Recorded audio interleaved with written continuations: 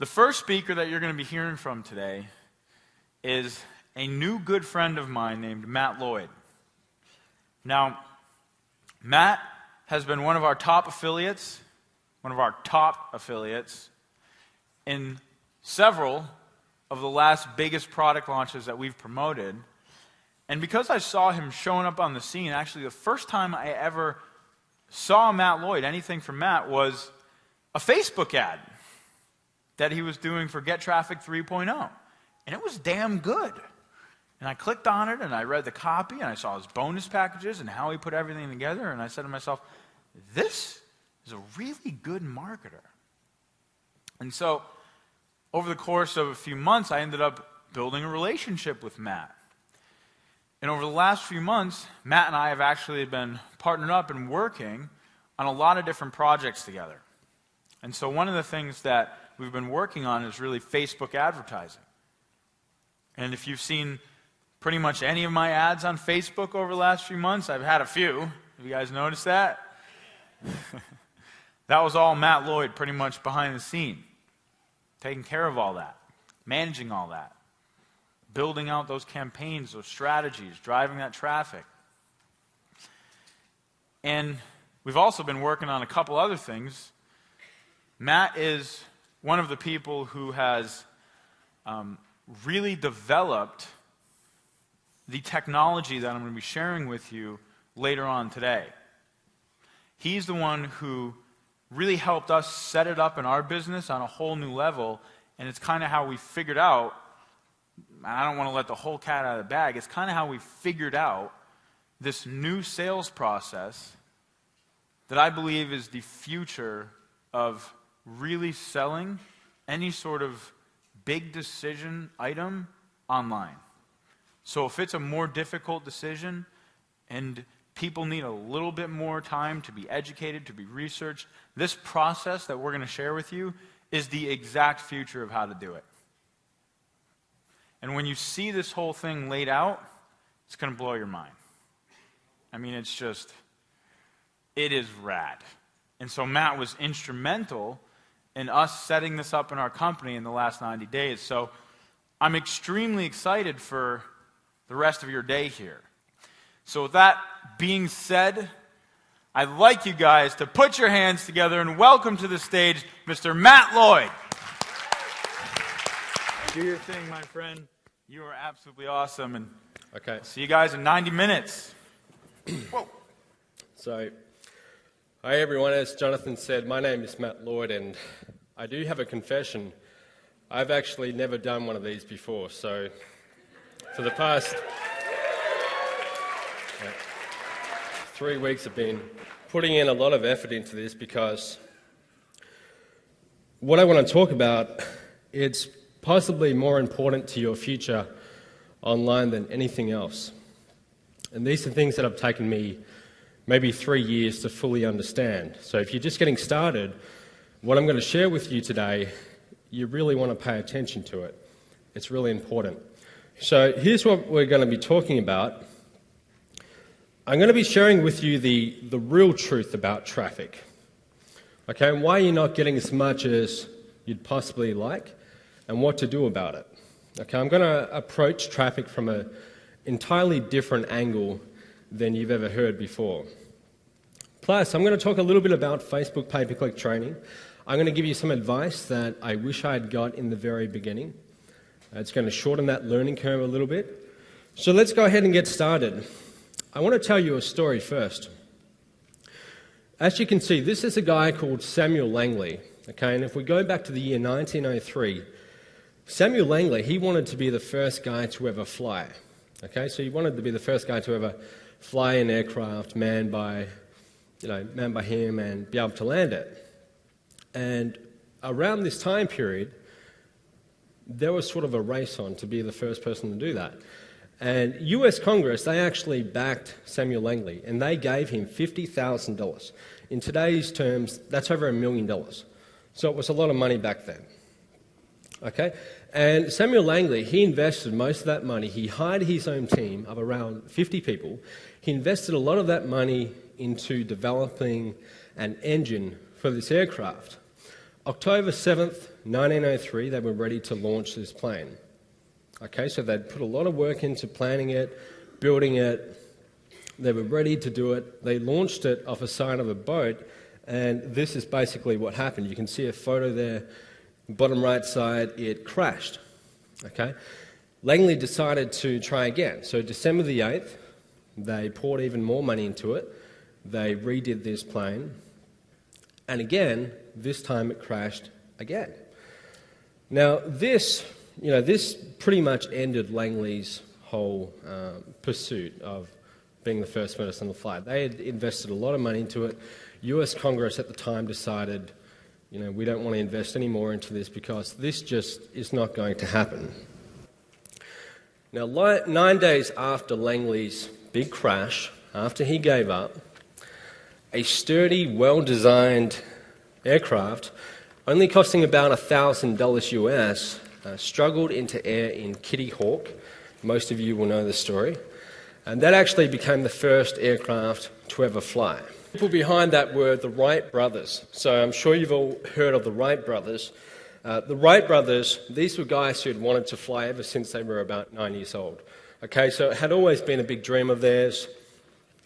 The Wright brothers, 9 days after, they succeeded. Now, what you've got to realize is that they created a lot of aircraft, like something like 47. Most of them crashed. Okay, but finally they succeeded.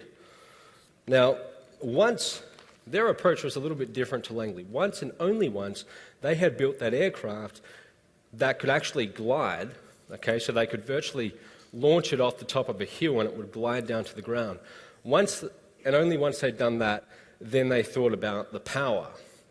Okay, and it only flew for about 12 seconds, so it wasn't exactly a long time, but they were the first guys to ever do it. And so what happened? Everyone's heard of the Wright brothers. Most of you would have heard of the Wright brothers. No one's heard of Langley. Okay, Langley, he actually died a very bitter and disappointed man because, they'd invested a lot of money behind him and he hadn't succeeded. So the question is, why did the Wright brothers succeed and Langley not? Okay, one historian put it like this. I want you to pay attention to this. Langley had spent most of 4 years building an extraordinary engine to lift their heavy flying machine. The Wrights had spent most of 4 years building a flying machine so artfully designed that it could be propelled into the air by a fairly ordinary internal combustion engine. So the Wright brothers, their approach was to make this aircraft that could actually fly before they even thought about adding power.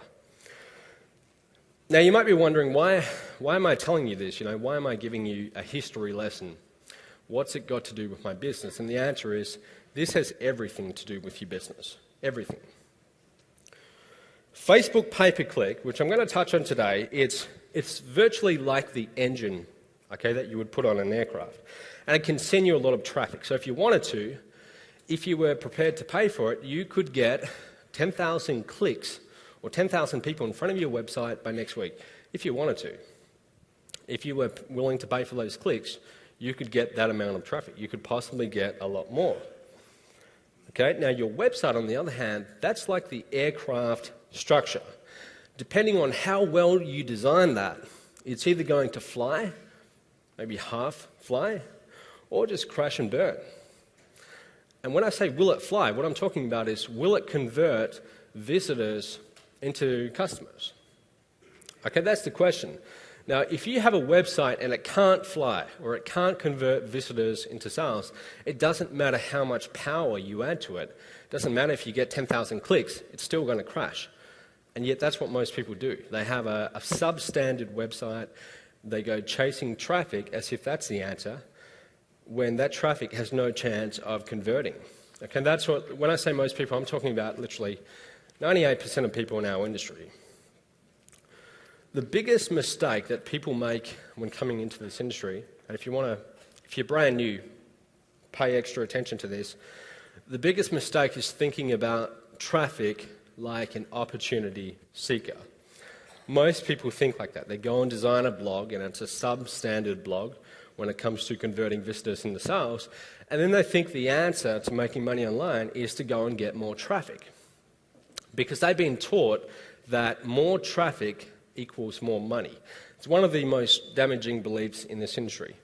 And although it's somewhat true, it's only true if your sales and marketing process can convert that traffic into sales. So if you've been getting, let's say you've only been getting 15 unique visitors to your website for the past day, and you've been doing that for the past 10 weeks, if you haven't got sales yet, the problem is not a lack of traffic. The problem is your aircraft. It's your website. It can't convert visitors into sales.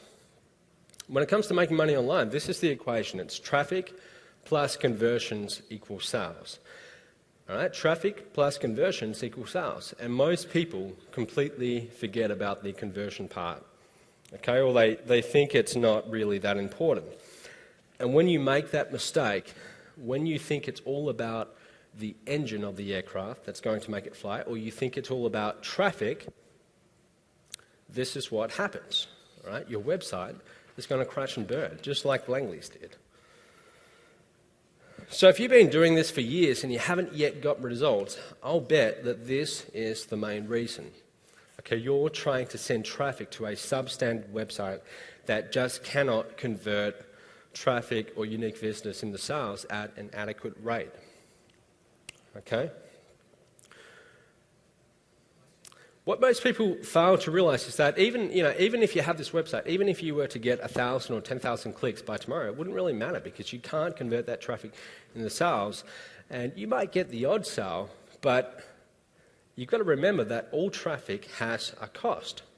All traffic has a cost. And I want to end a myth that a lot of people perpetuate in this industry right now. There is no such thing as free traffic. So when you hear gurus telling you about how you can get free traffic, it's complete rubbish. Okay, there's no such thing. All traffic has a cost. Even SEO or article marketing, they have a cost. Okay, and the cost might not necessarily be money, it's time. So if you want to do something like article spinning, you might think, well, that's free. I create an article, I put it into an article spinner, I get 10,000 unique articles by tomorrow. What you've got to realize is that most of those articles are crap. You can't even read them. Okay, and why would you want to have that associated with your brand? Okay, that's actually going to do damage to your brand. People read that and they see that you're behind it, and it doesn't look good. So all traffic has a cost. It's either time or money behind it. There's no such thing as free traffic. So if you're going to go out there and, seek traffic and spend money on traffic, which you always do in the form of time or money, doesn't it make sense for you to think like the Wright brothers and design this aircraft first before you even think about adding power to it? Doesn't it make sense to build a website that at least has a chance of converting visitors into sales before you go and add traffic? I want to give you an example. You've all heard of the .com bust, right? Back in the early 2000s, there was a company called Pets.com, and it wasn't around for very long. Now, Pets.com, they thought, like most people in this industry do, that traffic equals sales. So they went and spent a fortune on advertising. For example, at the Super Bowl, they got ads for the Super Bowl, spent millions of dollars for a 30-second ad slot. And what happened? They were spending $270 to get a customer, right? And they could only monetize customers for about $75. So you can see that if you pay $270 to get a customer, and they're only worth $70 to you, you're going to go broke pretty quickly. Something like $300 million was invested into that company, and all of it was lost, okay, because they were thinking the wrong way. So the question, I want you to remember this and perhaps write this down. The question is not, how do I get more traffic? The question you should be asking is, how do I make more profitable sales? All right? It's not about getting more traffic. It's about making more profitable sales. So you start off, like I said, building that structure that can actually fly, like the Wright brothers did. Once you get it so it can actually glide, then you go and add the power. Then you go and add traffic. Now, I'm talking a lot about, you get it to it can fly, and you might be wondering, well, what exactly does that mean? Right? And I'm talking about how well it converts. And there is one number in your business that is more important than any other number. Okay, it's way more important. And that number will tell you how well your website can actually fly. And I'll guarantee you that 97% of people in our industry, probably more, have no clue what that number is. Okay, that number is your average visitor value. It's more important than anything else. It's more important than unique visitors. It's more important than average time on site, average page views. All of these numbers pale in comparison next to average visitor value. Now, if you've never heard of average visitor value, here's what it is. Average visitor value tells you how much a click is worth to your business. It's the maximum you can afford to pay to get someone in front of your website before you start, well, to break even, before you start losing money. Okay? And unless you know these values or this number, you cannot make informed traffic buying decisions. Okay, so any traffic that you go and buy, even the so-called free strategies, which aren't really free, any traffic that you go and buy will be based on hope. Okay, you'll be spending time or money getting traffic, and you will be hoping that it makes you money, and you cannot build a business based on hope. Okay, it doesn't work like that. So average visitor value, if you want to write this down, this is how it works. Take your gross sales. Okay, so let's say we sell 10 units in a day, and let's say that each sale we make is worth $100. So our gross sales for the day is $1,000. Divide that by the unique visitors to your website. Let's say in that day we had 1,000 people in front of our website. That's going to give you your average visitor value. $1,000 divided by 1,000 unique visitors gives you $1 per visitor. On average, that is what a visitor is worth to your business. And that means that you can afford up to $1 to get someone in front of your website before you start losing money. And yet, like I said, most people in our industry, they have no idea what it means. It tells you how well your aircraft can fly. That's what it tells you before you're going out of power. And I want to prove it to you. I want everyone in this room to be completely honest with me. If you can tell me what your average visitor value is, right down to the nearest cent, okay, an accurate number, if you can tell me what it is right now, please put up your hand. All right, Leo. So there's about 150 people in this room, and we had one person put up their hand. Okay, so literally in this room, 99% of people don't know what it is. Now, this room is not exactly representative of the entire internet marketing community. You guys are going to be much better than the average person because the fact that you're here, you're willing to invest your money and time to get here, means that this sample is, it's a much better sample than your average internet marketer. So what that tells us is that maybe if you go to the general internet marketing community, something like over 99% of people have no idea what this number is, the most important number in your business. And here's a quote by Rich Schaffer. Rich has influenced a lot of what I do. A question?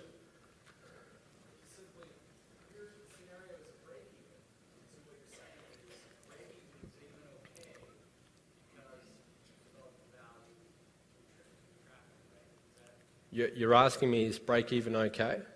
Yeah, break even is good. Anytime you break even, so if you have to spend $1 to get someone in front of your website and you only monetize that visitor by $1, you celebrate, because even though you'd made no profit at that point in time, you've got a customer.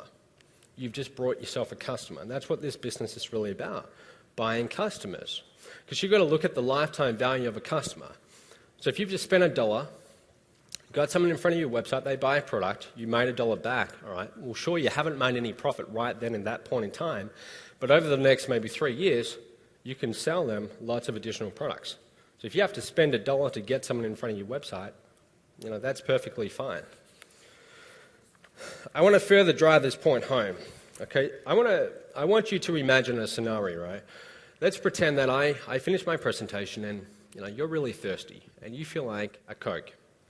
Right, so you go out and you look for a vending machine to buy a can of Coke for $2. You find a vending machine and you put in $2.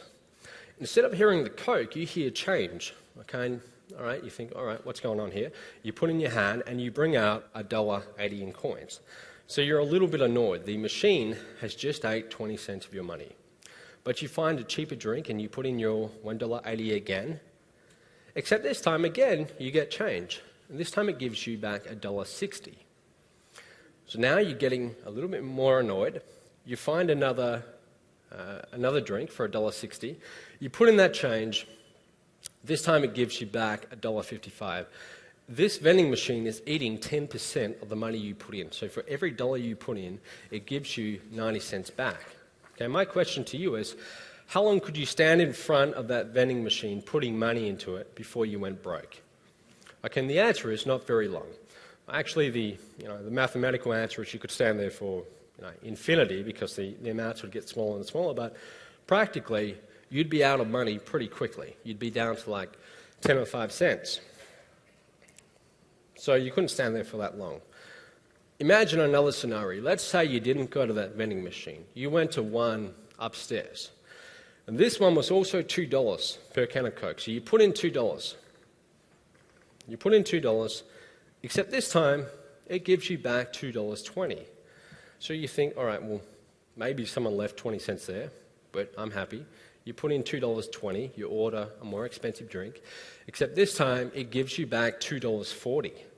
Now you're getting pretty excited, all right? So you do it again. And this time it gives you back $2.60.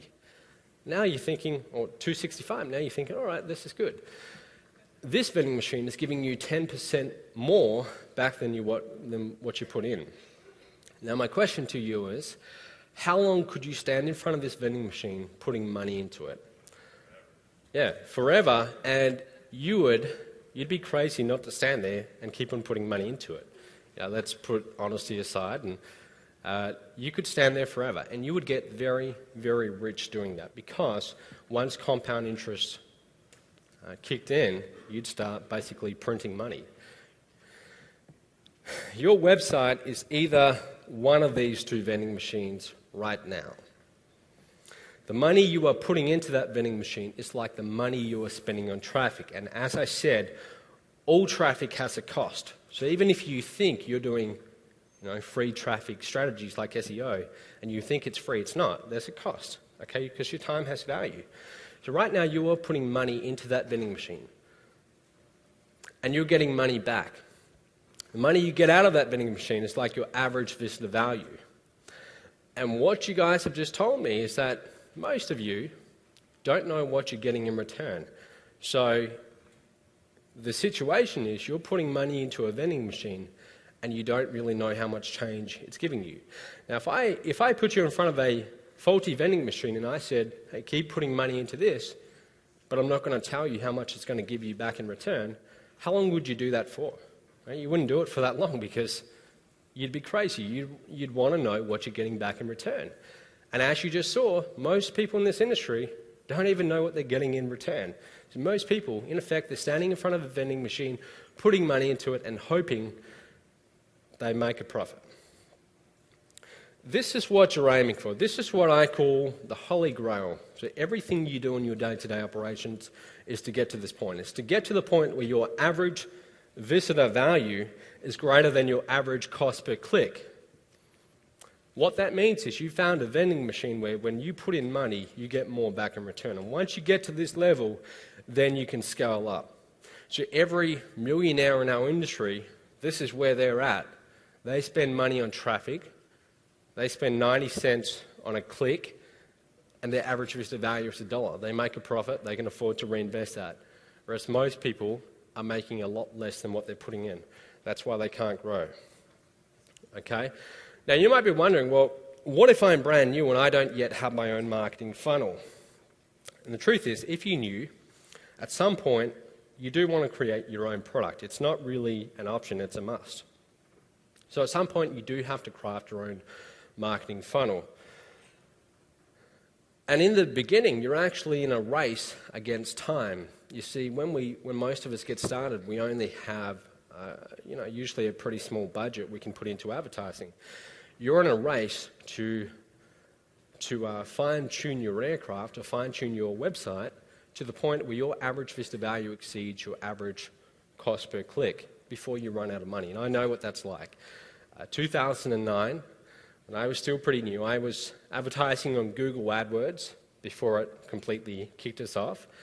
And I remember racking up a bill of about $1,500, and I couldn't afford to pay it because my average Vista value wasn't that high, so I wasn't getting any money in return. And I can remember, Google virtually coming after me, sending me legal letters and for like 3 months saying you better pay up. Okay, so I know what that's like. And if you're just getting started, that's the situation you're in. You've got to fine-tune your website to the point where average Vista value equals or is greater than average cost per click. Okay? When you start out, expect to put more money into that vending machine than you get back. That's perfectly normal because you're still figuring out what works. But as long as you're measuring, then you can at least have a chance of improving it. Okay? And most people, because they're not measuring, they go and spend, say, $200 on Facebook pay-per-click ads, and they don't make that money back, and they think, okay, well, Facebook doesn't work. And they give up. That's what most people do, because they're not even measuring it. Okay, so I've told you how important this is, and now you might be wondering, okay, well, that's great. How do I improve it? The first step, okay, the most important step is to start measuring. The mere act of measuring something every single day will allow you to improve because, as they say, what gets measured gets managed. Now, as we saw, most people aren't measuring this, but if you start measuring this every single day from this point on, I guarantee you that over time it will improve. Because as I said, this is the most important number in your business. If you're measuring it every day, consistently working on improving it, that's how you're going to grow your business. So the first thing I want you to do, it's a little bit hard for you guys to see this. Let me just read this out. On the left, you have the dates. So every single day we record this. This is, you can either do this in Excel or Google Docs. Okay, I prefer Google Docs because then I can share it with a virtual assistant and they can put the numbers in. I don't have to worry about it. But you can see in the left column we've got new customers since yesterday. So the number of customers you're getting every day. Then we've got total customers. We've got new leads since yesterday, so daily leads, total number of leads, total sales generated, today's sales, so that's your gross sales you made in the last 24 hours, and today's clicks. Because you're measuring, now you're going to know how many clicks you're getting to your website. You take those sales for today, divide them by today's clicks. That's going to give you your average Vista value. Now, as you can see, for this particular website, it's ranging from about $1.20 to about $4.22.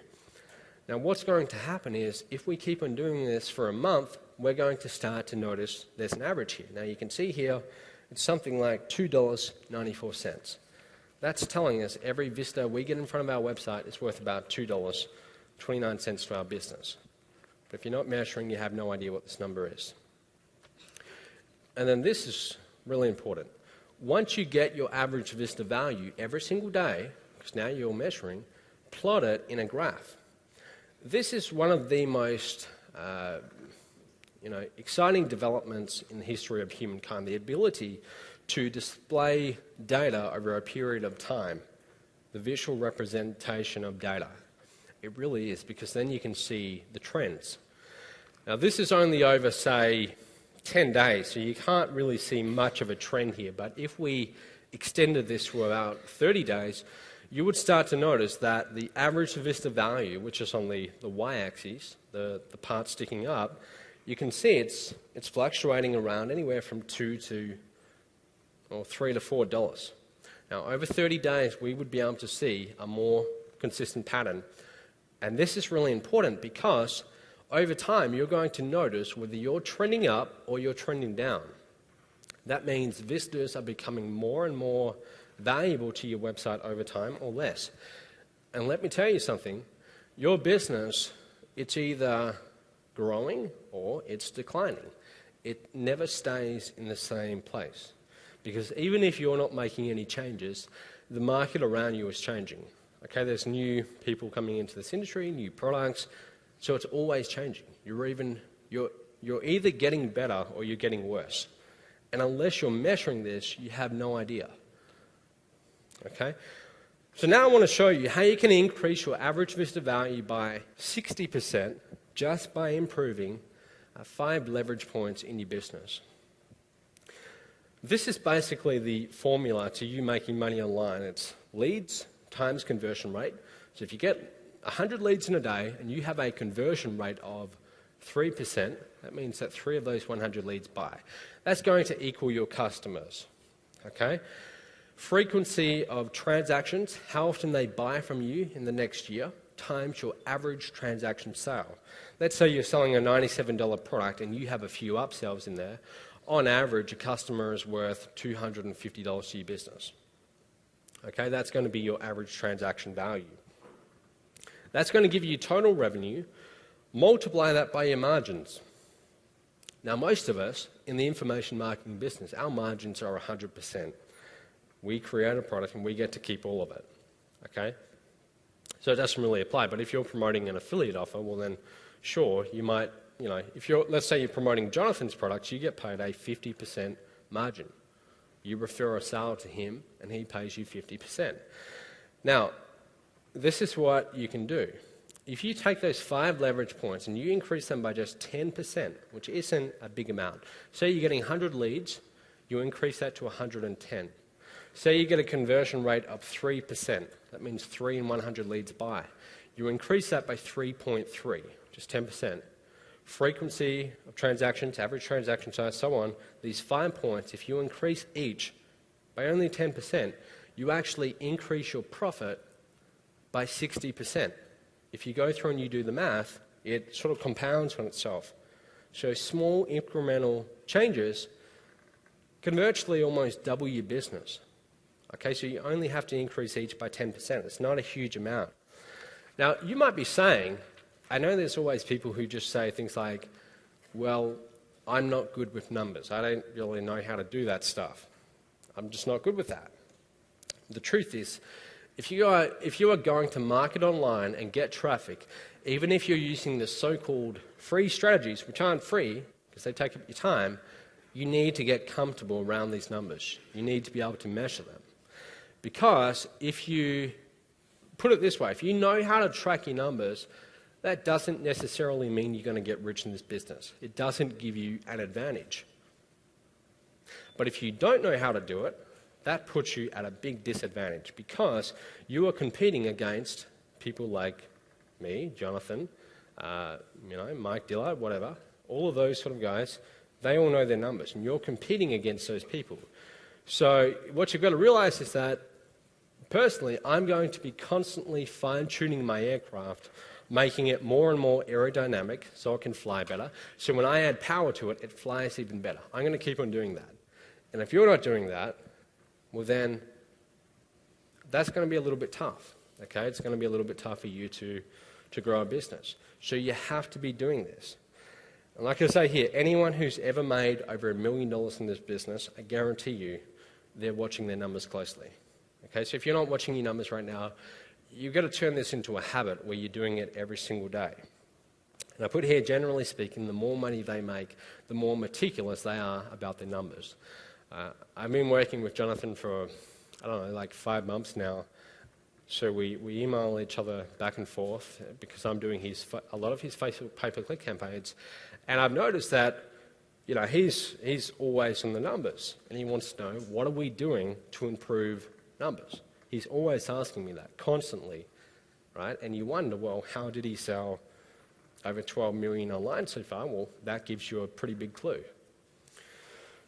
Now, you can see, there's a photo of me. I'm going to explain that. In any industry, the business that is most efficient at extracting value from its resources will usually win. Now, as online entrepreneurs, our resource is traffic. That's what we're extracting value from. So if we get traffic to our website, we're converting that into sales.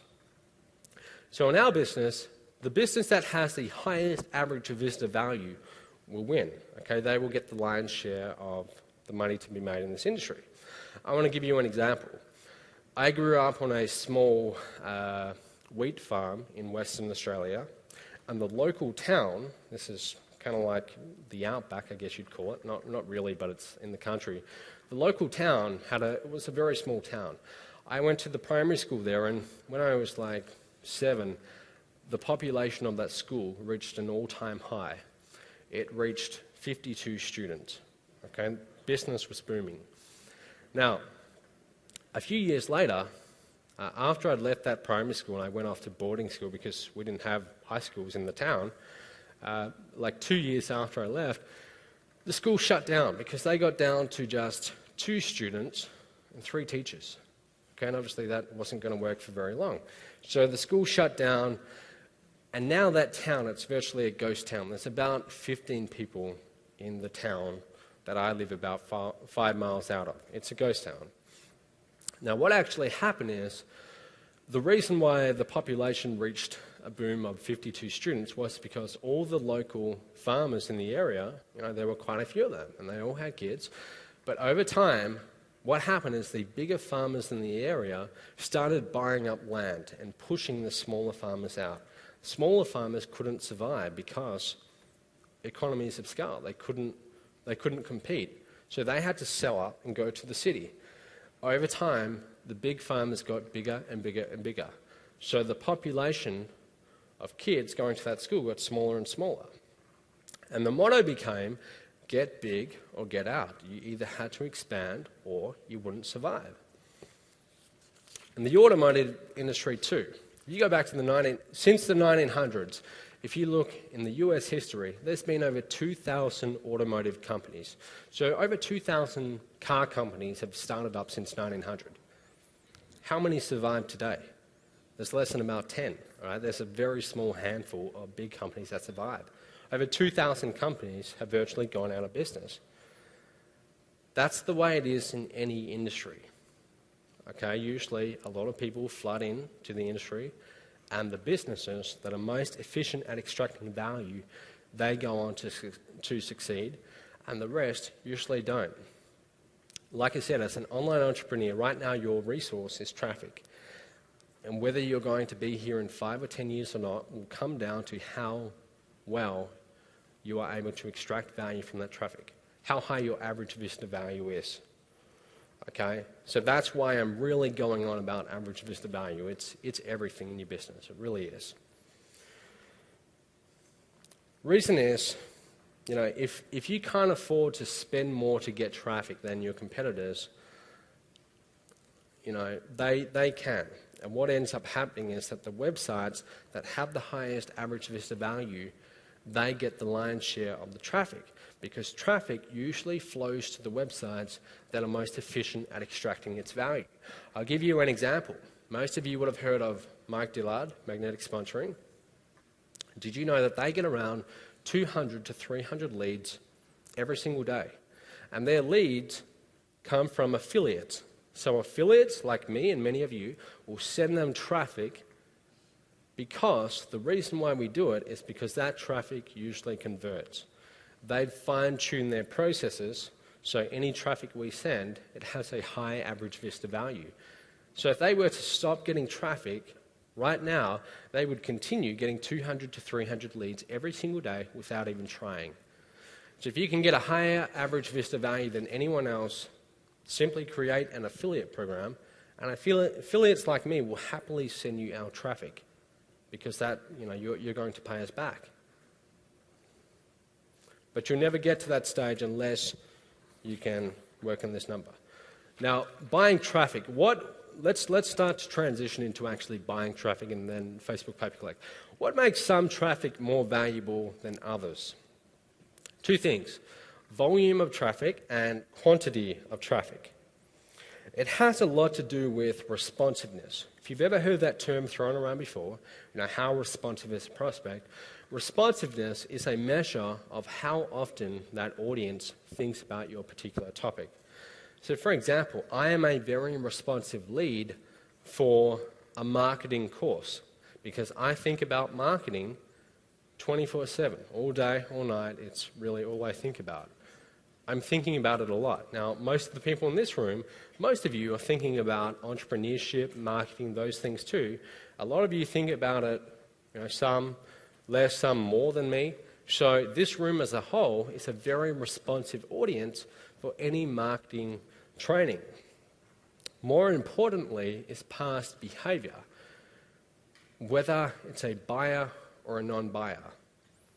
Okay, so for example, if you gave me a choice between marketing to 100 people, marketing a Facebook pay-per-click coaching program to 100 people who brought other Facebook pay-per-click training programs before, so that's one choice, or marketing to 2,000 people who are mildly interested, I would take the 100 people every single time because they have proven responsiveness. They are proven buyers. They brought other courses related to mine. On average, a buyer lead is worth something like 9 times more than a generic lead. So if you can market to proven buyers who brought products like what you're offering, you're going to get a much higher response. I'll give you an example. Many of you would have heard of the company called Groupon, the website. Google recently made a bid for $6.5 billion to buy that company. Why were they willing to pay that amount of money? $6.5 billion for a company it's pretty brand new. It hasn't been around for that long. And the truth is, quality of traffic. You see, Groupon, if you don't know it, it's basically a site where you go and get deals. But all the traffic that Groupon gets, that's the highest grade traffic you can get. People only go to Groupon to look for deals. In other words, they go to Groupon with a credit card in hand looking to spend money. Now that's quality traffic. That's why Google is willing to pay so much money for Groupon. Now, unfortunately, there is an inverse relationship between targeted traffic and quantity. So for example, the more targeted traffic you get, the smaller group of people you're going to be marketing to. So if you can create an offer that's able to reach out to the less targeted leads or less targeted traffic and is able to convert that traffic into sales, that's how you build a fairly big business. You look at the most successful online businesses, that's what they're able to do. Now, I want to point something out. Buying traffic, virtually it's buying clicks. And what you have to realize is that not all clicks are equal. And this, again, this is one of the most sort of damaging beliefs in our industry. It's the idea that all clicks are equal, and they're really not. So in some cases, $2 clicks, people clicking on your ads and costing you $2 will be worth more to your business than 10-cent clicks. And the reason is based on how well they convert. I want to give you an example. There's 150 people in this room, approximately. Let's say I got in a car and I went down to downtown San Diego and I rounded up 150 strangers off the street and I brought them here in a bus and I put them in a room next door. Now, if I were to deliver a sales presentation on a Facebook coaching program to you guys, and then I was to go into that next room and do the exact same thing, what do you think would happen? In this room, I haven't really sold on stage before, so I don't know if I'd be that great at it. I've sold on webinars before, but I'm sure I could get maybe 10%, possibly a lot more, right? But if I went to that room and I did the exact same thing, I might be lucky to get, 2% or less. It's a much less responsive crowd because, for one, you guys, let's be honest, are proven buyers. You're just like me. The fact that you're here now, you are willing to invest more money to come to this event from Unstoppable Entrepreneur, we all are proven buyers. Whereas that crowd, they're not. They're just randomly chosen off the street. And also, you guys are much more responsive. You're a little bit like me. You think about this stuff a lot more. Whereas that random crowd, they don't think about this stuff. They think about what they're having for dinner that night or their jobs. Okay, they're not really thinking like we are. We're a much more responsive crowd for courses on how to get more traffic. Okay, so any clicks I got from this room, I would rather have you guys clicking on my ads than that crowd. So can you see the difference there? These clicks would be worth a lot more, like a multiple, maybe 10 times or more, than any clicks from the next room. The buying cycle. This is important to understand. Every time someone buys, they go through this process. So rarely do we just decide we want to buy. Usually, the more expensive the product, the longer this buying cycle is going to be. And it starts off usually with an awareness, then consideration, then interest, preference, and then purchase. but it's a series of stages we each go through. And you can see on the right side, anyone who's at the stage on the end, they virtually have a credit card in hand and they're ready to spend money. Okay, so they are ready to spend money. Whereas someone on the left side, they're just starting to get interested. So maybe they're not even at that stage yet where they're looking to spend money. Maybe they're just mildly curious. And it doesn't really mean whether they're going to buy or not. So an example of this is buying a car. When you decide to buy a car, you rarely wake up in the morning and say, I think I'm going to buy a car today. It doesn't happen like that, right? Usually what happens is you're driving in your existing car and you start to notice, it's getting a little bit old, the engine doesn't sound too good, paint's fading, the air conditioner stops working.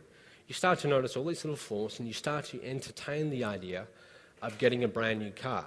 So you start to think about it more and more. You're becoming more and more responsive. So at first, you might think about it twice a week. And then over time, you're thinking about it every single day. You're advancing along that buying cycle. Okay, so you're going through this process: awareness, consideration, preference. Okay, so you start to think, all right, I'm going to go get a new car, or I'm going to start looking. You go to a car yard, you start to narrow it down to the make, to the model, to the year, and then at the end, you're ready to virtually buy. At the very end, you're going to Google and you're typing in something like Ford Falcons 2003 second-hand buy now, something like that. Your search gets more and more specific. So that's usually the process that people go through. And what I want you to understand, this next thing, this is something that I heard or I learned from Dagan Smith, a marketer I really respect. I heard this last year and it's always stood out in my mind. If you're going to go and buy traffic, and as I said, all traffic has a cost, so anytime you get traffic, you're essentially buying it, you're either doing one of two different things. You've got fixed cost advertising, or you've got performance-based advertising. Now, fixed cost is when you outlay an amount. Okay, so you pay up front, and then any response you get after that, you're not really paying for that response. You've already outlaid your money. So an example, let's say you place a banner ad on a website. You're going to pay that website up front. Then they'll show you banner ad for, say, 30 days. That's an example of fixed cost. Or another example, you place an ad in a newspaper. So you pay the newspaper in advance. Or if you do an e-zine solo ad, you pay someone to send out an email to their list promoting your site. You usually pay in advance. Now, I want you to write this down. Your only goal with fixed cost advertising is to maximize response. That's your only goal. You want as many people clicking on your ads as possible. Okay? Now, performance-based, slightly different. Performance-based advertising, this is where you pay every time someone takes an action. So for example, Facebook pay-per-click or any pay-per-click. Every time someone clicks on your ad and there's an action, you pay for that. You might pay 20 cents a click, you might pay $1.50 a click, but every time someone takes an action, you're paying for it. Same with CPA, cost per action, a little bit more advanced, or pay-per-view, PPV. Those sort of things are they are performance-based advertising. Every time someone takes an action, you pay. Now, in this case, your objective is not to maximize response. Because if you're doing pay-per-click on Facebook, if that was your goal to maximize response, like I said, you could get 10,000 clicks or 10,000 people in front of your website by tomorrow. If you were willing to pay for it, you'd have a very big bill. So if your goal is to maximize response, you would go broke very quickly. Instead, with performance-based advertising, your goal is to get the most targeted response. So you can see the buying cycle there, and at the very end, when people are virtually ready to buy, credit card in hand, these are the prospects that you're targeting. You're paying every time they take an action. So you don't want people clicking on your ads who aren't good leads, who aren't going to convert. Why would you want to pay $1 to have someone click on your ad, put them in front of your website who have no interest in what you're offering? You'd go broke very quickly. So anytime you do performance-based advertising, that's your objective. Now, before we get into pay-per-click on Facebook, I want to just talk about pay-per-click on the search engines very quickly. It's important you understand. Facebook pay-per-click, the biggest mistake people make is thinking of it as if it's like pay-per-click on the search engines, like Google AdWords. And it's not. It's entirely different. You see, on the search engines, let's say, if we go back in time about 5 years when home business entrepreneurs were still allowed on Google, what you might do is you would be advertising based on keywords. So anytime someone types in a keyword that you're bidding on, your ad would actually show. So if they type in something like start an online business, you might bid on that keyword, so Google would show your ad based on that keyword. Why is that so important? Well, one of the best direct response marketers who ever lived, Robert Collier, this is what he had to say. Always enter the conversation taking place in your customer's mind or your prospect's mind. So in everything you do when marketing, your ads, your lead capture page, your sales video, essentially what you're doing is you're echoing back their conversation to them. You use their language.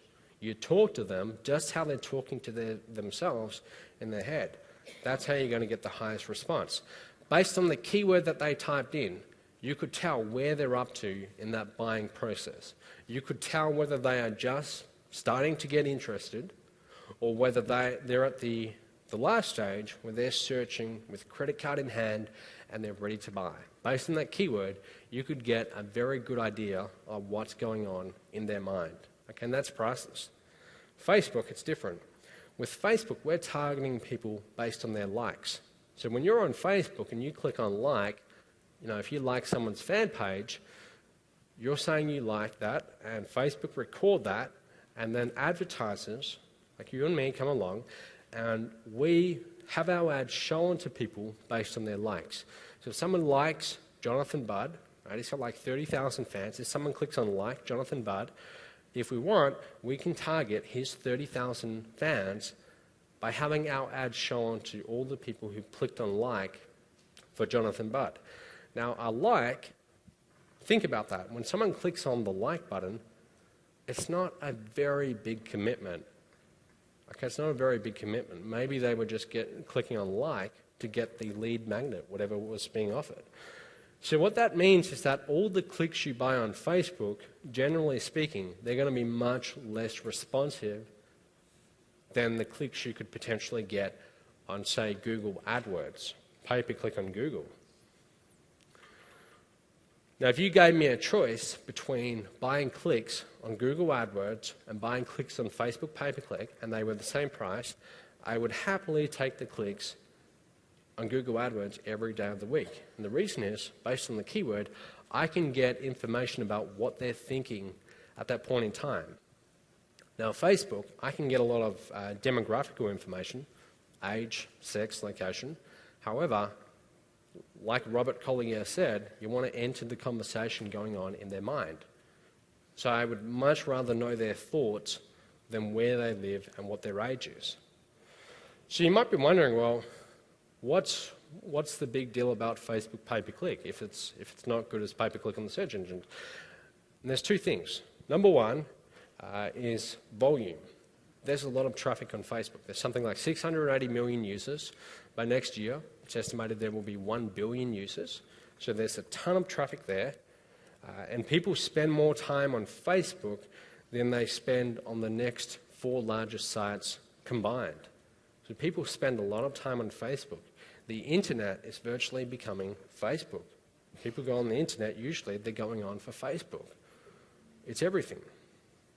And the second big opportunity is it's still very cheap traffic. You see, the clicks that you buy on Facebook, they don't yet truly reflect the market value of those clicks. They don't, not yet, but they will. So the window of opportunity, it's constantly getting smaller and smaller and smaller, right? What happens is, whenever there's a new media source, what you've got to realize is that they all go through this process. I'll give you an example. Okay? Whenever there's a new media source and you can buy advertising, traffic usually starts off very cheap because the people selling that space, like Facebook, they don't yet truly know what that space is worth, right? Because we haven't found that out through supply and demand yet. I'll give you an example. Infomercials. If you go back to the 70s or 80s, I think it was, infomercials were still very brand new. And there's two marketers called John Carlton and Gary Halbert. Gary Halbert's no longer alive, but two very good marketers.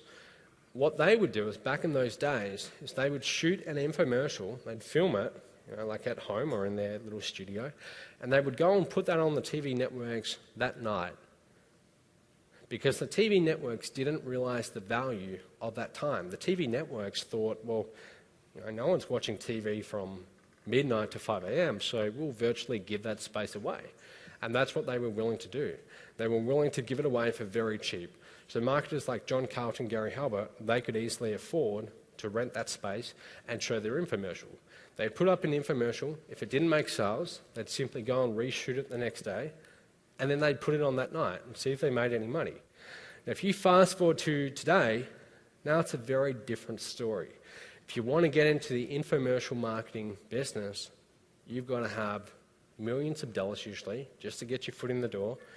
You've got to have a very high converting offer. And now it's an industry dominated by multi-billion-dollar companies like Guthy-Renker. Okay, you can't just go and get into that industry.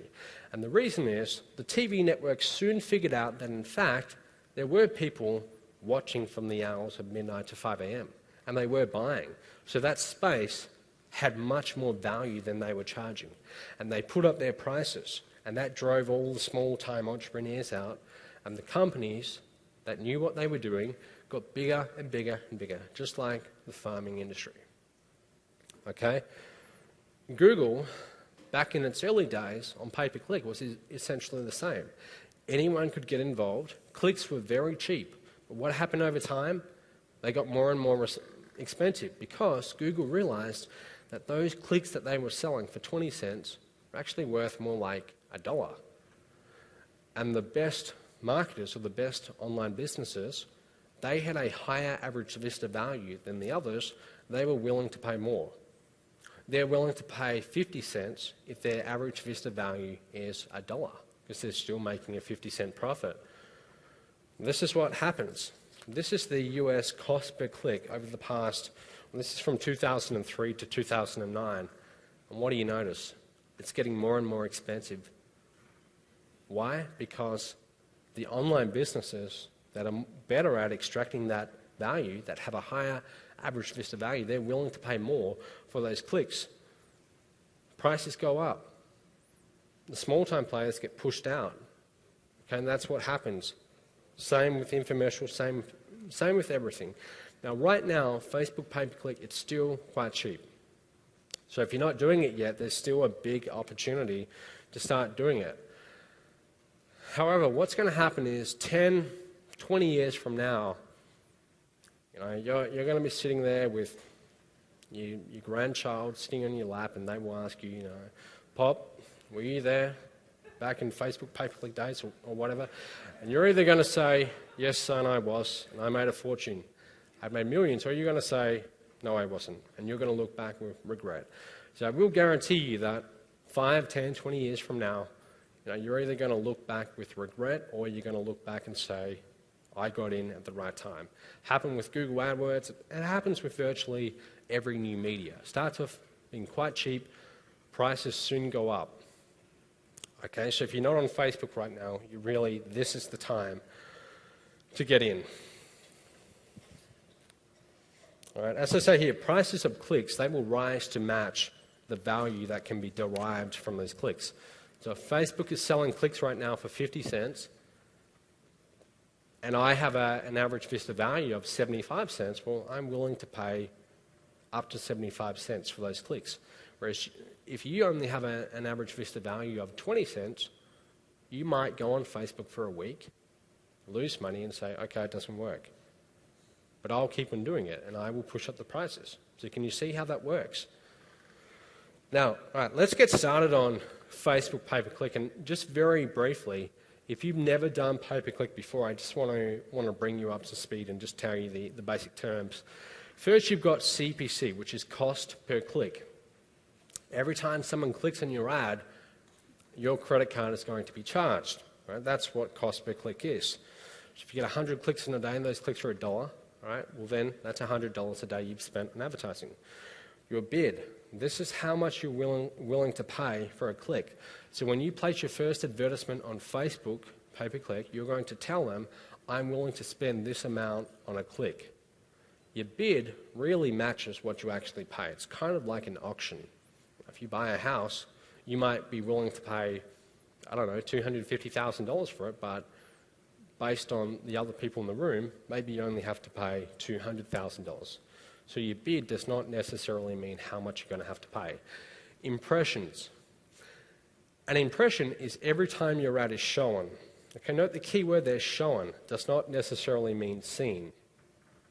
So your ad might be shown 10,000 times in a day, but maybe only 500 people actually see it or notice it, and less even click on it.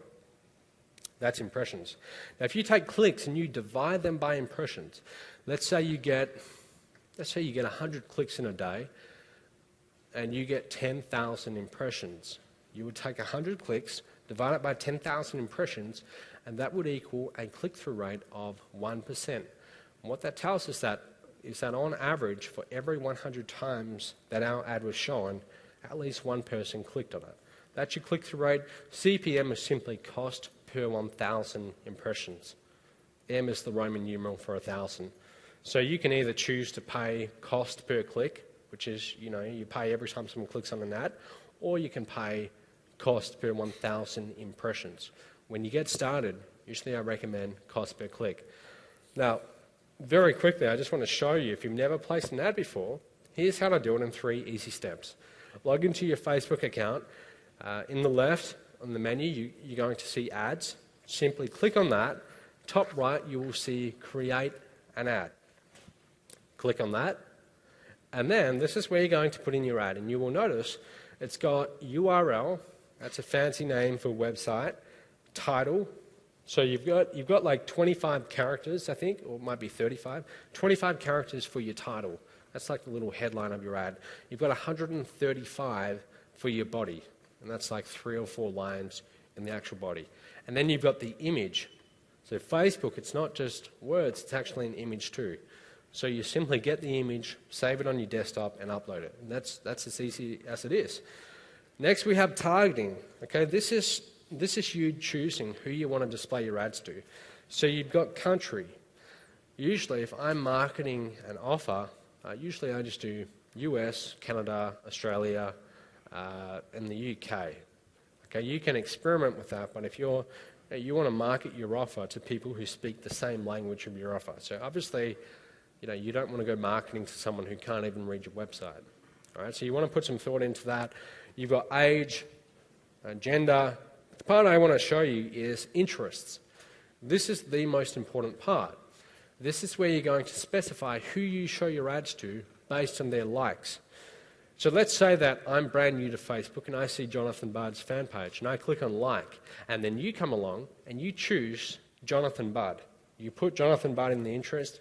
What that means is because I'm a fan and I'm interested in Jonathan Budd because I've clicked the like button, your ads could be potentially showed to me.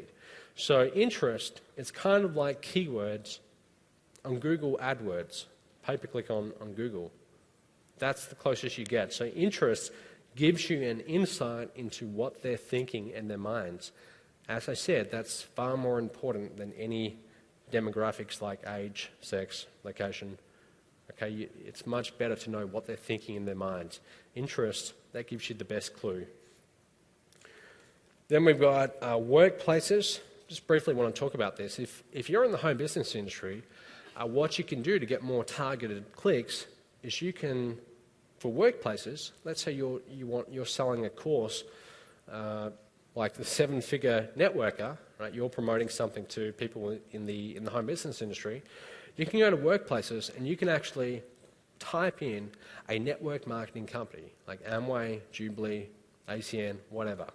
Because when people go to Facebook, they can choose to list their employer. Now let me ask you, what do you think would be a better lead? Would it be someone who's said they work for Amway, or someone who says they like Amway? It's going to be someone who says they work for Amway, because someone might be using, Amway face cream or toothpaste or whatever they sell, and they might like that product, so they might click on like for Amway. That does not necessarily mean that they're interested in our industry. However, if someone say they work for Amway, that tells you that there's a very good chance they're a distributor, they're actually in this industry. Okay, so that's going to be a much more responsive lead than someone who just clicks on like. It's a much bigger commitment to say you work for a company than to just say you like it. Okay, so that's how you can get more targeted clicks. Pricing, this is where you're going to bid for your cost per click.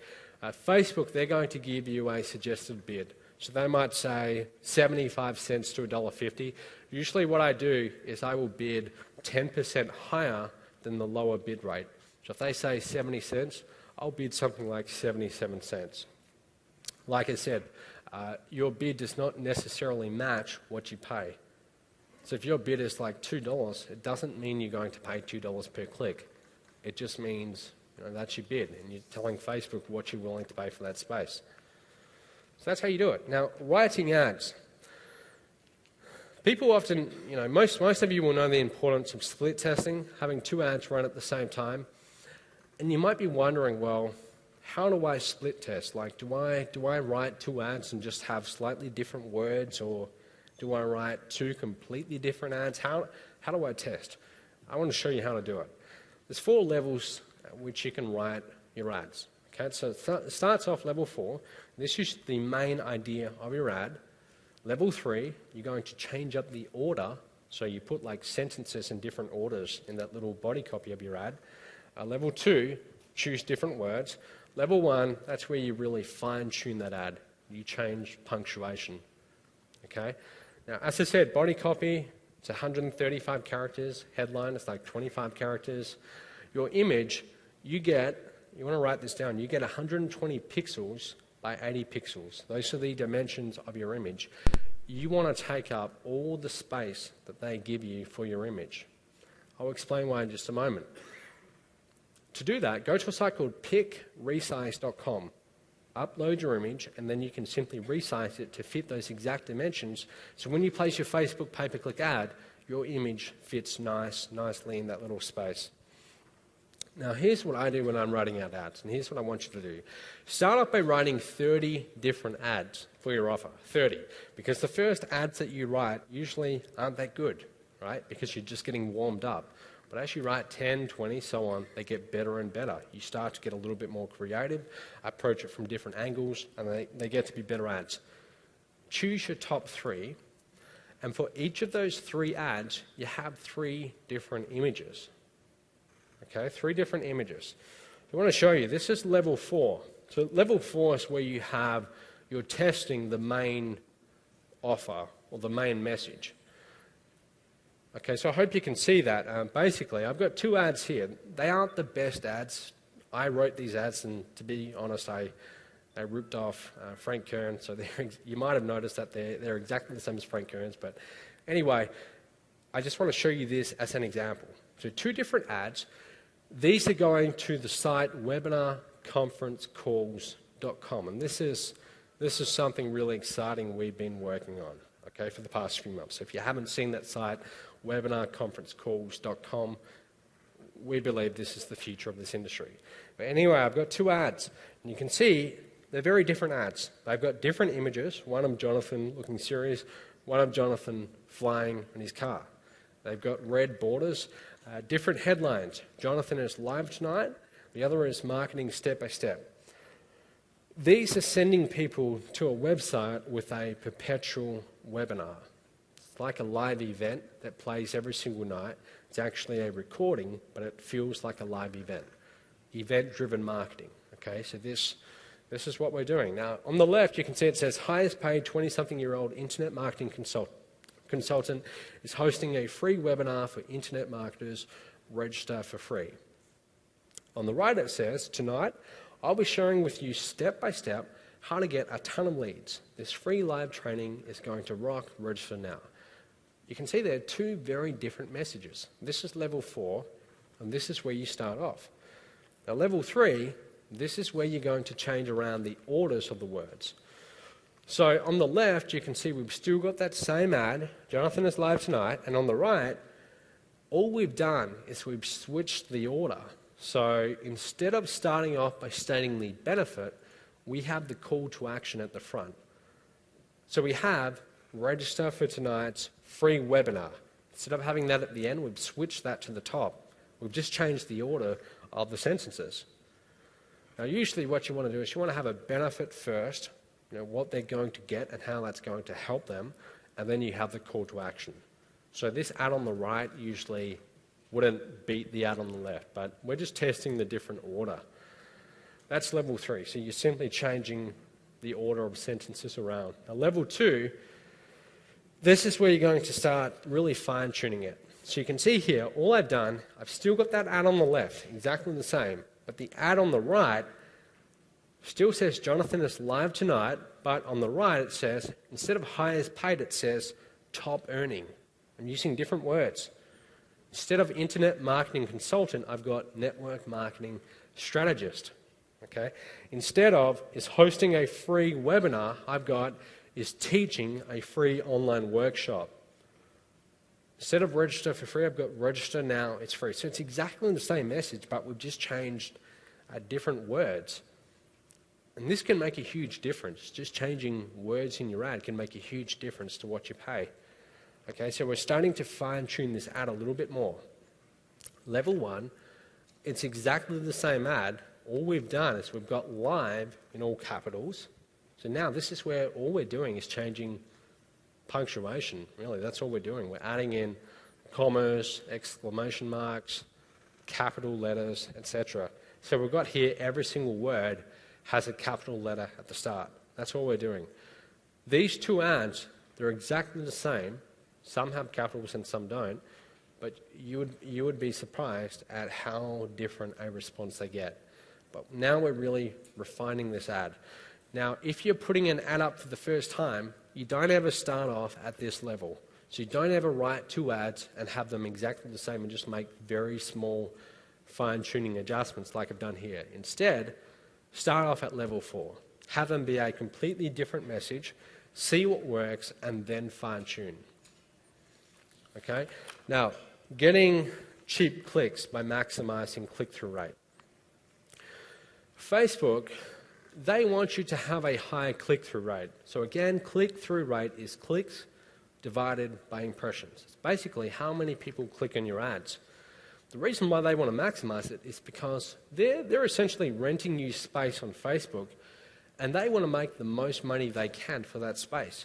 So if you have a terrible ad and no one clicks on it, they're not making much money. So they are going to punish you if you have a poor ad by charging you a higher cost per click.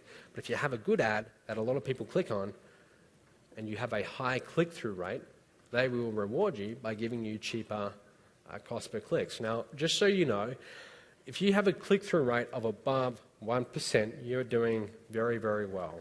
Okay, and that will usually give you fairly cheap clicks.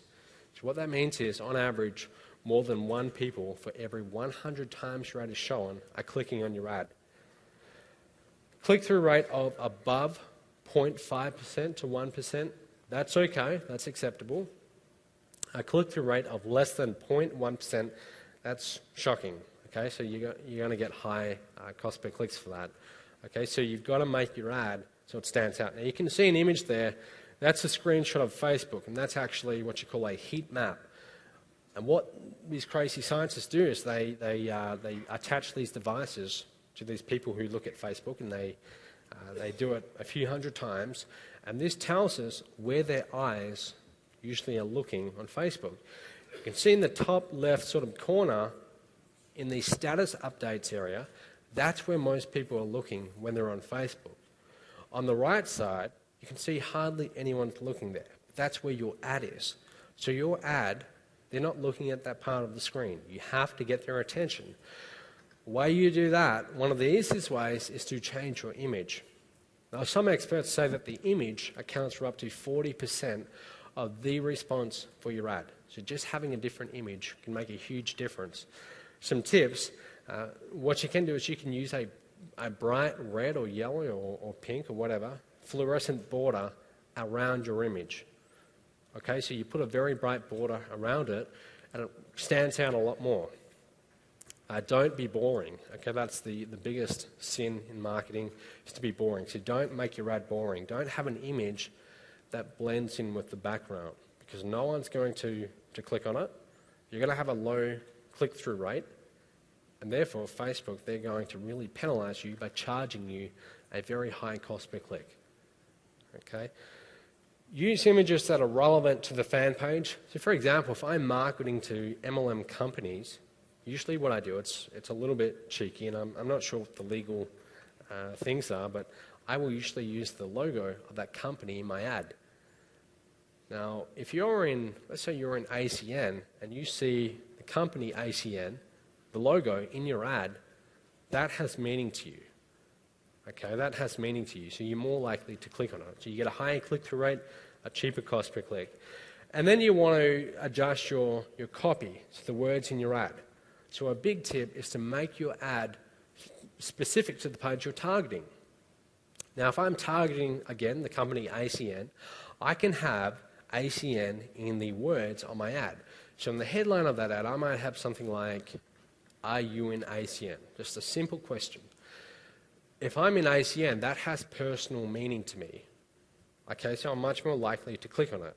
So always get as specific as you can. Don't have generic ads. So don't ever say something like, "Are you in MLM?" question mark. Instead say, "Are you in ACN?" question mark. It's a lot more specific. You get a much higher click-through rate, and your clicks will be much, much cheaper. Customize each landing page. So when they click on your ad, they go to your opt-in page or your landing page. Customize each one so it has personal meaning to them. So if you're marketing to ACN, have the name ACN on your landing page.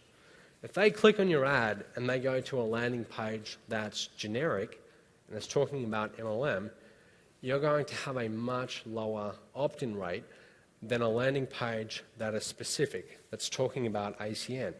So if that means that you have to go and create 20 different opt-in pages for each company you're targeting, then do it, because you're going to get a much higher opt-in rate and your cost per lead will be much lower. Okay, because essentially, this isn't really about clicks, it's about getting leads.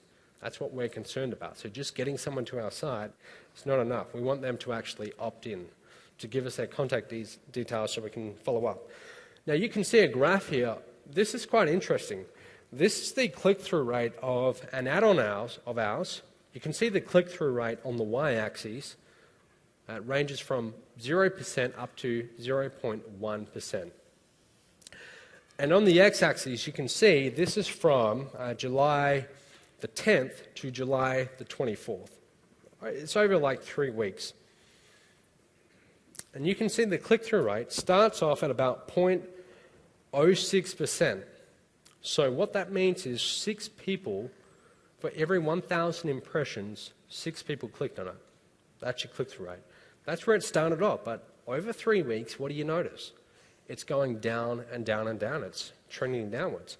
That ad is becoming less and less responsive because people are seeing your ad, they're getting used to it, and it's blending into the background. It's getting boring, so you're getting less clicks.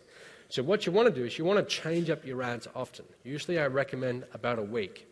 Change your ads every week, keep them fresh. Okay, you've got to keep those click-through rates up nice and high. Split testing ads. I want to show you 2 ads. Now, I will admit these are pretty shocking ads. I wrote them a few months ago, but they're not the best ads, but the reason why I want to show you this is to show you the importance of testing. These are 2 ads getting people to click like on Jonathan's fan page. So they click on the ad, they go to Jonathan's fan page. They are exactly the same. The only difference is the image. Completely different images, but the rest of the ads are completely the same. The top one, you can see we've spent over $2,000 on clicks, got 2,524 clicks people have clicked on that ad. You can't really see it, but the CTR, or click-through rate, of the top ad is 0.051%. So I guess what that means is like for every 10,000 impressions, 5 people click on it. Okay, so it's not that high. The average cost per click for that top ad is 83 cents. Every time someone clicks like, our credit card is charged 83 cents. Bottom ad, exactly the same, just a slightly different image. Instead of Jonathan in his rear vision mirror, it's Jonathan sitting on the bonnet of his car. This one, the click-through rate, instead of 0.51%, it's 0.92%, almost double. Cost per click, the bottom ad is, instead of 83 cents, it's 61 cents. That's a very big difference. That means that the bottom ad was like almost 25% cheaper than the top ad. And that can be the difference between whether you make money on Facebook or you lose money. So I just wanted to point that out. It's a very small difference, just using a different image, but it makes a huge difference in your response. Now, split testing. Okay, so if you wondered, well, how do I keep all of this organized and neat and tidy? This is how I do it. Okay, now you can't really see that, but I'm using Google Docs, and if we zoom in, this is what we see. We see I've got the week, so you can see here it's the 16th of July to the 23rd, 7 days. I've got the ad. So the ad says, headline, more traffic, more leads. The body says, bizarre video reveals single greatest source of leads and how to scoop them up for pennies. Enter your email to watch for free. So that's the copy of the ad. Then you can see below that, I've got image 1, image 2, image 3. So for every ad, I'll show it for a week, and I want to use 3 different images for that ad. So I'll have that ad with image 1, then I'll create another campaign, same ad with a different image, image 2, and then again, image 3. So I have 3 versions of the same week. And this one, we're targeting gurus. So you can see all the MLM gurus there. And then the numbers that you're seeing are the average cost per click for those different ads. So ad 1, image 1, we're going after Anne Sieg's followers. You see it's 53 cents there. These numbers are completely made up, okay, but I'm just showing you this as an example. If we're targeting Dagan Smith, ad 1, image 1 is 24 cents. This is after a week, so I'm having my virtual assistant log into my Facebook account and find the average cost per click. Ad 1, image 3 has a different cost per click. Same ad, different image. At the end, we're going to record what was the winner, which ad got the cheapest clicks. And I don't know if you can see that, but you can see most of them have ad 1, image 3. That tells us that the ad with the third image is getting us the cheapest cost per click. That's how we find the winner. So again, you want to have this in your little spreadsheet. You don't necessarily have to do it. You can find an assistant in the Philippines, just like I have, $2 an hour. You can have them on a part-time basis. So, $4 a day, it's not exactly much, but they can go into your Facebook account and put in your numbers for you. Now, organizing campaigns and ad groups. So if you're just getting started, you can literally end up having hundreds of ads. And if you've ever wondered, well, how do I keep this all organized and not confuse myself? I want to show you how I do it. So first off, when I say campaigns, I'm talking about groups of related fan pages. So let's say we're promoting Jonathan's The 7-Figure Networker. One of our groups that we can target are MLM gurus. So all the fans of MLM gurus are likely to be good prospects for our course. Another campaign could be MLM companies. Okay, we can actually go after the distributors. Or it could be MLM systems, like My Lead System Pro. We can target all of their fans. All right, so that's what campaigns are. And then you're going to have all of your ads in the campaigns. So if we have a campaign for MLM gurus, if you click on that campaign, you might see 100 different gurus, and we're targeting all of their fans. Okay, so usually that's how I do it.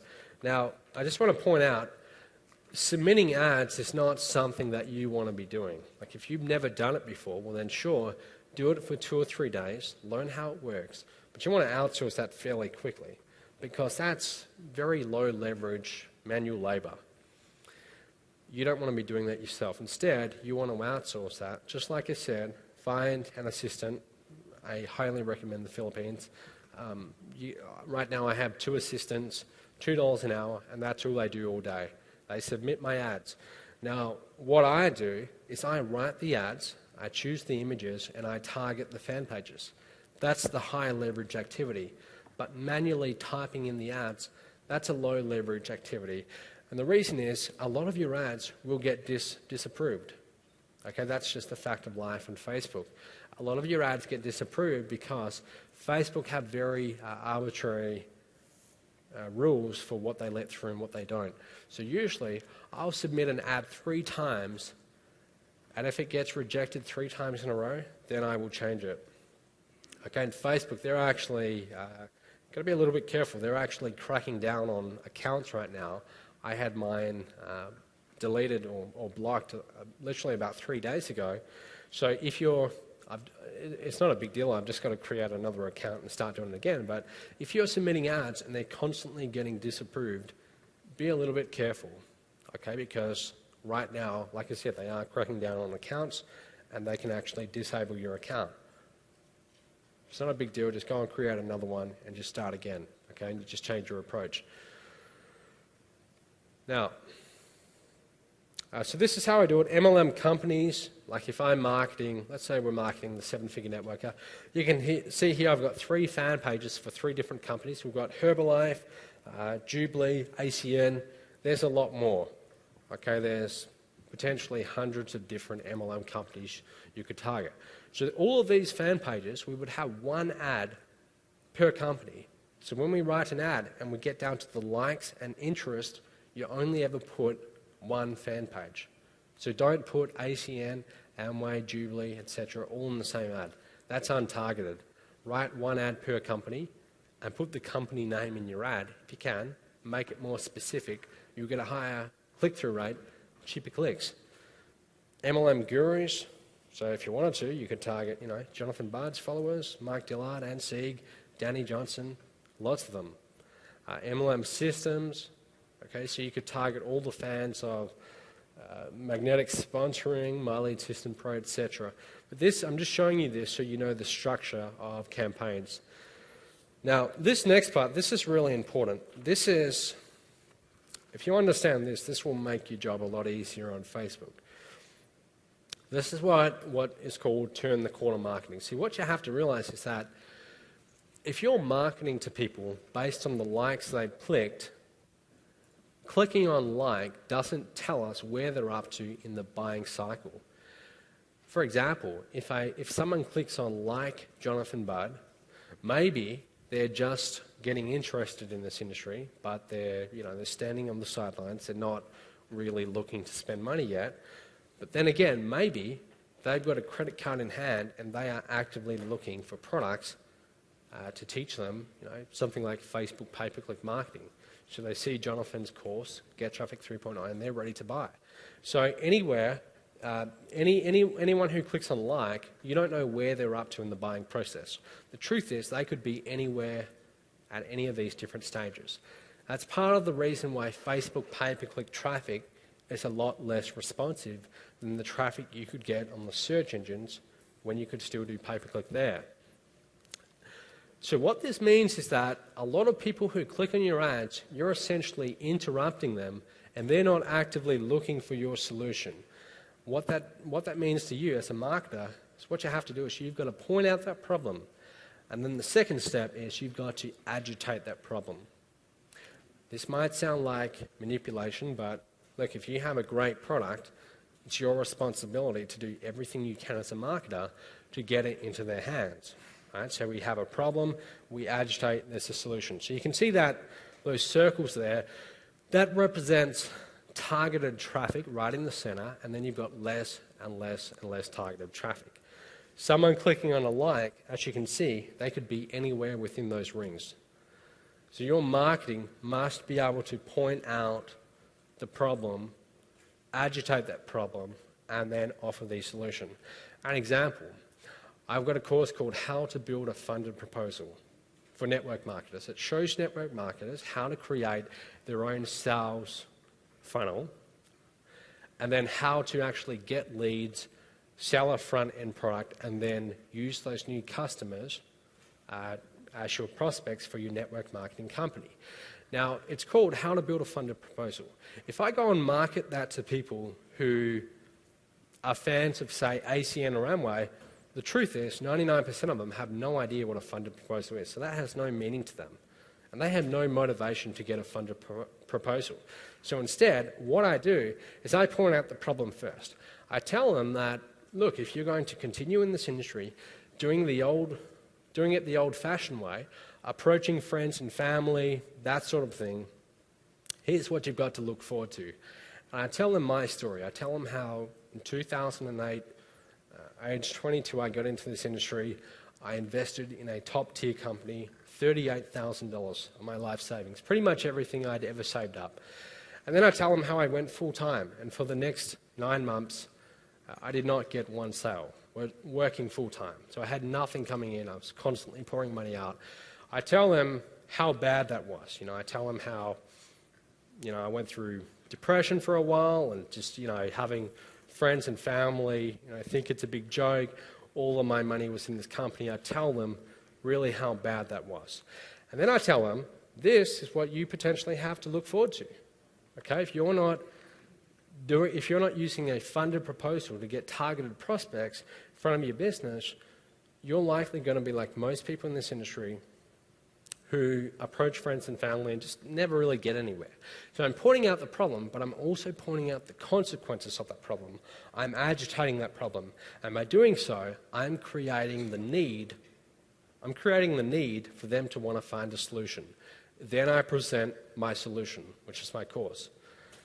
Now, can you see, if someone clicks on my ad on Facebook and they don't yet know that they need a funded proposal, and I just point out the problem and then the solution, that's not really enough to convert them into a sale.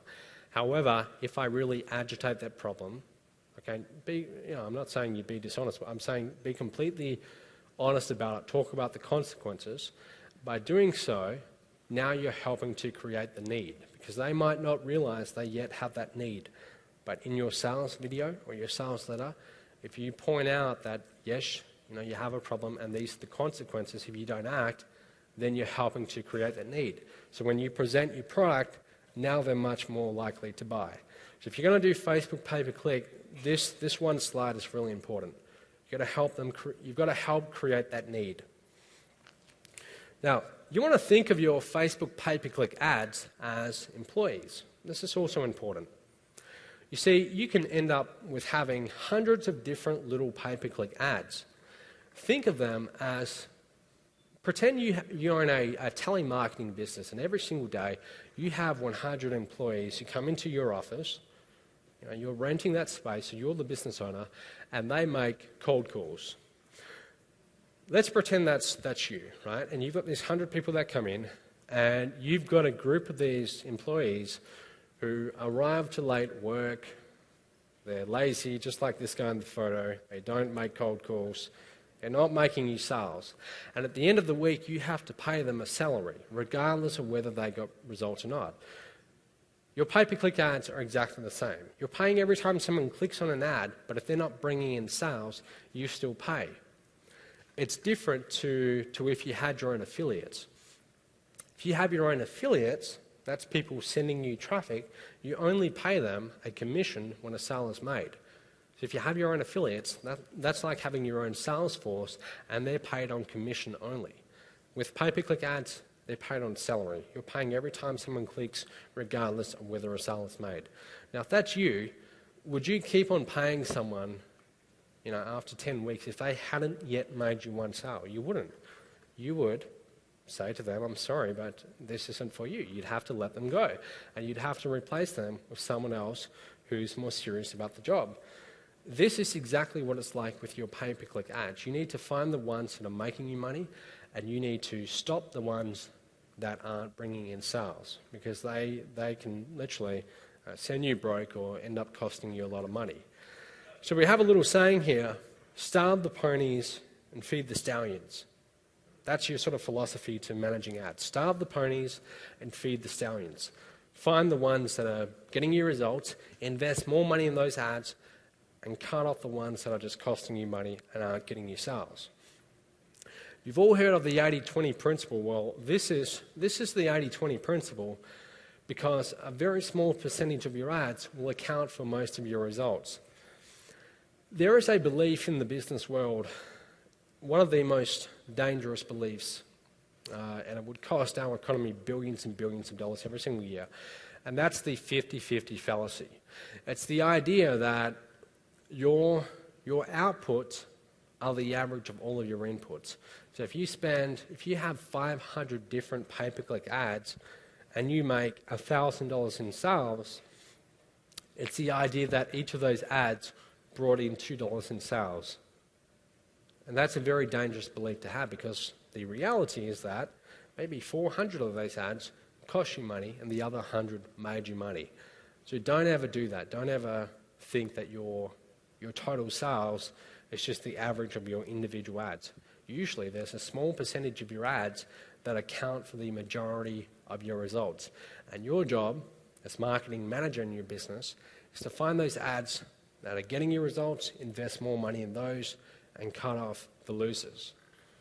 Okay, and this is the case with everything. I mean, if you're in MLM, you might have noticed that if you built up a team, you can get one person on your team who brings in more sales than the other 20 people on your team combined. Okay, I noticed that the first time when I started building a team.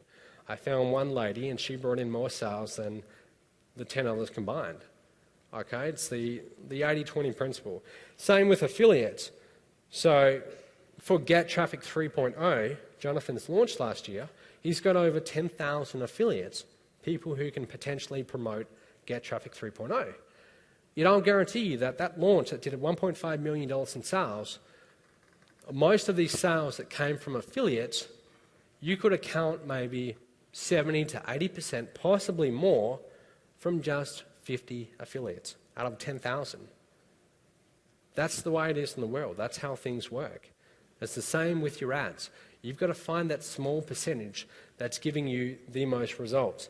Now, you might be wondering, well, how do I do that? How do I track right down to ad? I'm going to show you how. Okay, and this next thing I'm going to show you, this really, really important. Don't ever judge your ads and traffic source based only on cost per click. You need to be able to track right through from the ad all the way through to the sale. So if you're getting sales, you want to know which specific ads they're clicking on that are converting into sales, because you want to put money in, more money into those, find the winners. So like I said, starve the ponies and feed the stallions. The number that you want to know is cost per sale. So in other words, how much do I need to spend on average to make a sale? So if I'm selling a $5,000 product, how much do I need to spend on average from that traffic source to get a customer that's worth $5,000? Most people have no idea. Okay, but once you start measuring, you will. I want to show you why. Pay extra attention to this. This is what most people in our industry do, judging their business on the surface level. So this is an example from one of Perry Marshall's clients. So Perry Marshall, he's a marketer I follow. I saw this in a newsletter and I wanted to share this with you. This is a client he's got, and you can see this client has 5 different sources of customers or leads. They've got affiliates, they've got customer referrals, organic search, pay-per-click, and purchase leads. The cost, you can see for affiliates, $8,676 that month they spent to get traffic from affiliates. Purchase leads are $97,850. Number of leads from that particular traffic source. So we can see purchase leads, they got just over 4,000 leads from that source. From customer referrals, only 214. CPL is cost per lead. On average, the leads from affiliates cost only $2.70, not a lot of money, whereas the leads from pay-per-click cost over $40. Now, if I ask you, where would you invest most of your money if this was your business?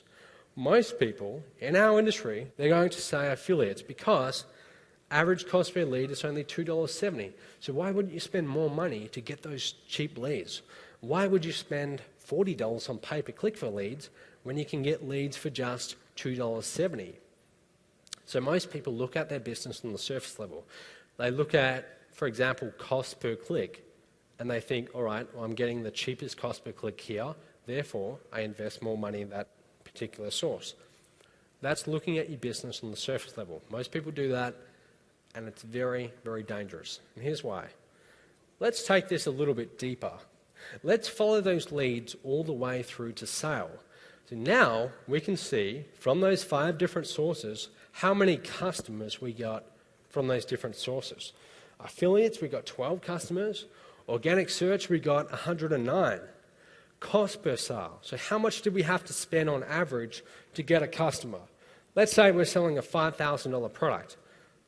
For affiliates, we had to spend $723 to make a $5,000 sale. For organic search, we only had to spend $133.94 to make that same $5,000 sale. Purchase leads, we had to spend almost $4,500 to make that same sale. So you can see, instead of saying that affiliates is the winner and we should invest more money in affiliates, the truth is, when you look below the surface, it's not affiliates, it's organic search. Okay, organic search is giving you the cheapest cost per sale. That's what we're concerned about, making sales, not getting leads. So this is looking at your business below the surface levels. Hardly anyone does this, but if you can start doing this, which I'm going to show you how very shortly, you know what's going on below the surface. You'll have a much greater chance of doing well. A quote by Perry Marshall. This is why it's important. The response to a single click gives you only a small part of the story. What people do on an impulse and what they choose to do over a long period of time are often very different. So if you have an image and it's getting you a really high click-through rate and really cheap clicks, you might, sometimes you see gurus who are teaching how to get more traffic. Like there's a guy about my age who sells Facebook pay-per-click training, and often in his status updates, he'll show a screenshot of how he's able to get clicks for 11 cents, as if that's a big achievement. And most people say, oh wow, you're so great, you can get clicks for 11 cents. The truth is, looking at your business on that level, it's a very sort of immature, naive way to look at your business, because just because you can get an 11-cent click doesn't mean that that click converts into a sale, which is what we're concerned about here. So what I'm concerned about is cost per sale, not cost per click. Cost per click is important, but I want to know, did that ad actually convert into a sale? That's what I care about. So how do you do it? Well, this is how. If you've never done it before, simply go to Google and type in Google URL Builder. I should just say, if you're going to do this, it's a given that you need Google Analytics on your site. So if you don't have Google Analytics, it's completely free, but that's how I measure all of my numbers on my sites. If you don't yet have that, have someone install that for you. You shouldn't have to pay more than $20 to have it done. Just go to a site like elance.com and learn the basics of Google Analytics, how to actually log in and see the numbers. Okay, so once you've got Google Analytics, go to Google, type in Google URL Builder, click on the first one, and this is what you're going to see. This is their little tool. Let's zoom in, and this is what you'll see. 3 easy steps. Step 1, you put in your domain of your website. So here we've got mysite.com. Could be your blog, could be anything. Okay, your lead capture page, whatever. Step 2, this is where we're going to specify 5 different things. We've got campaign source. So this link, this is what we're using in our ads. Is this traffic coming from Google, Facebook, a forum, Where's it coming from? This is where you specify it. So here I've got Facebook. If I'm creating a Facebook pay-per-click ad, this is what I'm putting in. Facebook. Campaign medium. Was it email marketing? Were you sending an email to your list? Was it pay-per-click? What was it? Okay, so here, pay-per-click. Campaign term. This is where you usually put in your keyword. So if you were doing pay-per-click on Google AdWords, you would put in your keyword here. For Facebook, this is where I like to put in the interest. So here I've got Mike Dillard. Usually what I do is I won't put in their last name because they can see it in the link and that could potentially annoy them. So I put Mike D, just so they don't really know. Okay, but this is the fan page that I'm targeting. Campaign content, this is where I put the specific ad. So I've got here ad 1, image 3. I showed you that spreadsheet before. You have your ad. So ad 1, that's got your copy, your headline and your body text. And then you've got the image, 3 images per ad. So this is ad 1, image 3. Could be, it could be ad 3, image 1, whatever. But this is telling us this specific ad. Campaign name, this campaign we're targeting MLM gurus like Mike Dillard. Okay, so you put in those 5 things and you click on generate URL. And you can see at the bottom, it gives you this big long link. And it looks like this. This one at the top, you can see it says mysite.com, and it's added on all of this complex looking tracking code. Now, if you look at that and you don't really know what that means, that's perfectly fine.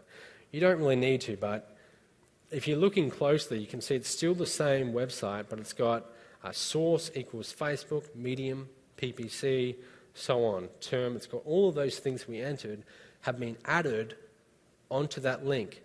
Now, if you click on that link with all that complex looking code, you still go to the exact same website. So they would still go to your blog or your lead capture page. The only difference is that code on the end, Google Analytics will record that. So when you log into your Google Analytics account, you can see exactly where your traffic is coming from. You can see on the left, go to My Stats, and if you click on, I think it's My Best Links, most of the good affiliate programs have this ability. It's got something called sub-ID tracking, and what that means is you can take your little affiliate links and you can add in where you want to send traffic from, just like we did with Google URL Builder. All right, so you could say, we're targeting Facebook pay-per-click leads, we're targeting Mike Dillard's fans, and click on Generate Link, and his affiliate program would give you a link. So now whenever you do ads on Facebook, sending traffic to your affiliate link, now those sales are actually being tracked. So we can see here, this is not a very good example because this was a few months ago when there was actually a small error in the affiliate tracking that we had to had fixed. But you can see SID stands for sub-ID. In the top, we've got MLM Gurus _ Jonathan B _ ad 1 image 3. This tells us that this particular link that we were using was for the ad targeting Jonathan Budd's followers, and it was for the ad 1 image 3. We can see the conversion rate. Again, there's errors in this, so don't pay too much attention to that. But we can also see sales that came from that particular link. Okay, so we would be able to see every single one of our little Facebook pay-per-click ads would have their own unique link for that ad. So we can actually track which ads bring in sales and which don't. And this is just maybe 10 of them, but we could potentially have hundreds of them. We could find our top 5 ads that are virtually allowing us to print money, and we could find the 95 ads that are costing us money but aren't bringing in any sales. But if you're not doing this, you have no idea. So you're virtually spending money and you're hoping you get some sales. And that's dangerous. So if you use this actually allows you to really know what's going on below the surface of your business.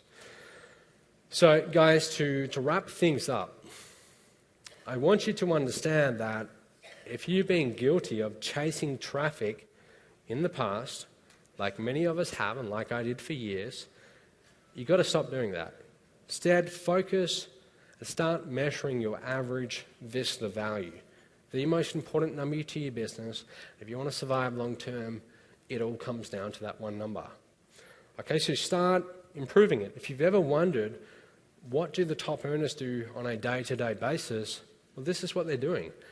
They're measuring this number and they're constantly improving it.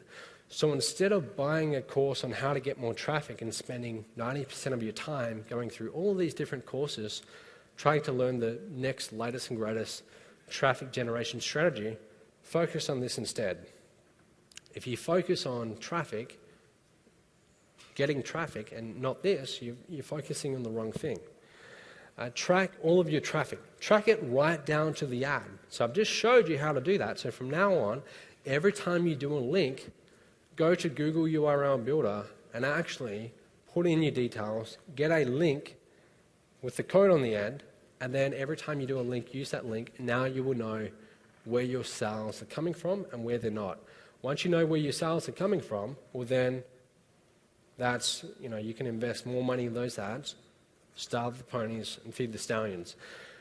Last of all, you've got to approach your business like the Wright brothers approached building a plane. They focused on the aircraft first. Once they had something that could fly or that could glide, then they thought about adding power in the form of an engine. So you focus on your website first, maximizing your average Vista value and measuring it, constantly improving it, and then you go in search of traffic. Don't be like Langley. Langley focused on the engine, so he built this great engine that was very powerful. He put it on a substandard aircraft that couldn't fly. What happened? It crashed. That's what most people in our industry do. They focus on the traffic, the engine, they put it on they send it to their website and they wonder why they're not getting results. And that's exactly why. So guys, that's about it. I hope you've learned something. A question? Yes. Thanks. Ow! Thanks. Thank you. Now that was funny. I don't know, guys. Was there anything there to learn? Matt, that was phenomenal, my friend. Thanks. Pure gold. Thank you so much, Thanks. partner. Seriously. Thanks. Thank you so much. It was, we're very fortunate to have him here sharing all that knowledge. That is pure gold. Thanks. So rock on, buddy. Thanks, man.